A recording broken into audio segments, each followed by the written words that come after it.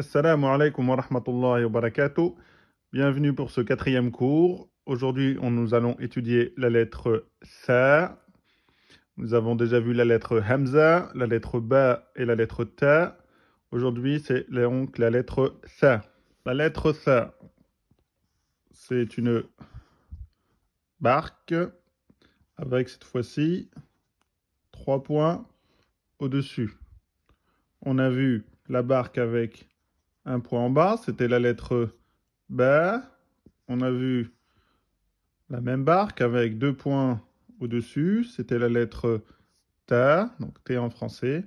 Là, nous voyons la lettre Tha, une barque et cette fois-ci 3 points au-dessus. Il n'y a pas de correspondance en français. On mettra TH. Ça sera un peu comme de l'anglais, comme three. TH, c'est le son, hein, la langue entre les dents. Cette lettre-là, c'est la première lettre de l'alphabet arabe où on sort un petit peu la langue et on la met entre les dents.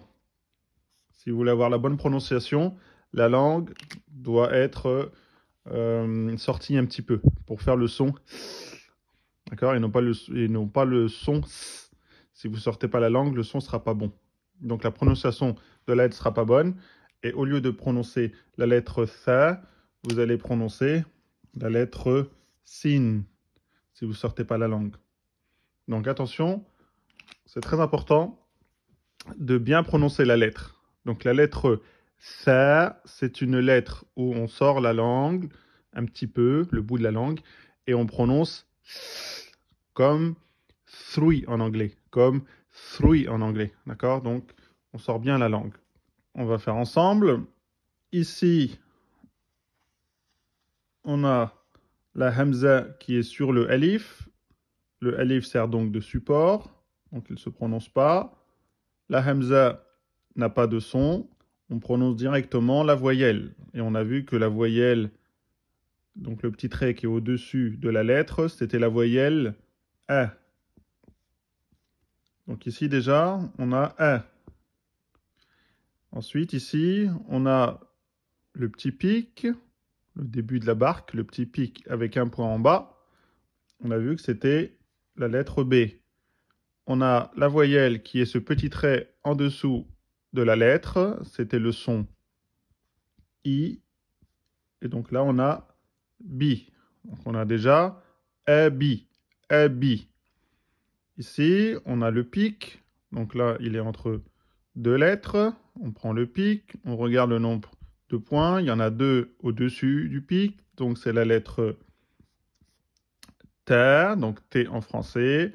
On regarde ensuite la voyelle. C'est la voyelle OU. Hein, un petit 9 au-dessus de la lettre, c'est la voyelle OU en arabe. On rajoute OU. Donc là, on a déjà A-B-Tou. A-B-Tou. Troisième, on a encore un pic. Cette fois-ci, il se ferme.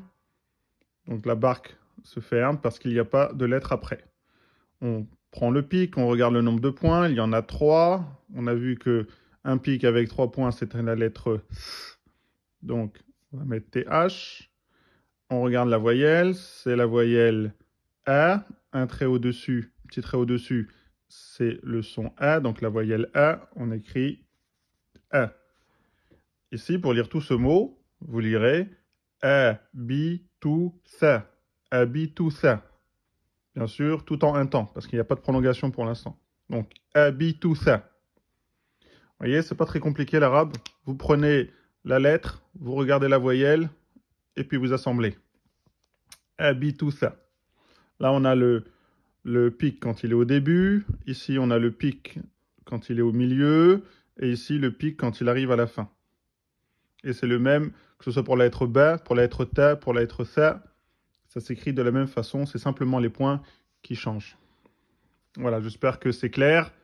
Voilà, c'est fini pour ce quatrième cours de la lettre Tha. On se voit la prochaine fois pour voir les voyelles, Inch'Allah.